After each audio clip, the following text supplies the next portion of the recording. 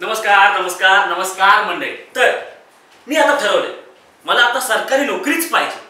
का? अहो म्हणजे कसं काम नाही केलं तरी चालतं, तरी पगार येतच असतो. म्हणजे उद्या कसं माझं आयुष्य सेट आहे.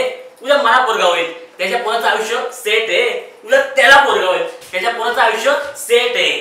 तर असं सेट आयुष्य करायचं असेल तर सरकारी नोकरी ही हवीच. तर मी गेलो, सगळ्यात पहिले उभा राहिलो. सर मला सरकारी नोकरी हवी. त्यांनी मला विचारलं तुमचा पिट्टन काय झालं? पिट्टन माफ करा मला ऐकायला आलं. काय पिट्टन? पिट्टन ठीक आहे, सरकारी नोकरी म्हणून मी जरा समजून घेतलं. मी त्यांना विचारलं सर एकदा नीट बोलता का, मला खरंच नाही कळलं की तुम्ही काय म्हणताय. अरे तुमचं शिक्षण माझं सर, माझं शिक्षण सर, शिक्षण थोडं आहे, थोडं म्हणजे खूप आहे सर. मला शिक्षण तर मी 9वी दिली सर, 9वी दिली सर. सर सर पण ऐका ना, दोनदा दिले सर, दोनदा 9वी दिली. दुप्पट अनुभव आहे मला 9वी दिल्याचा.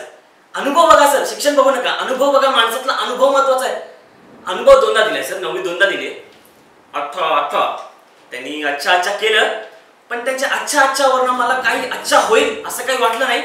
पण ठीक आहे, मी दुसरा प्रयत्न केला. मला आता वाटलं की मला काहीतरी करावं लागेल, की मला अजून थोडा वेळ भेटेल विचार करायला. तर त्यांनी मला विचारलं की तुला काय व्हायचंय. विचारलं की सर मला कलेक्टर व्हायचं सर, कलेक्टर व्हायचं, खूप मोठं कलेक्टर व्हायचं सर मला. तर त्यांनी विचारलं की तुझं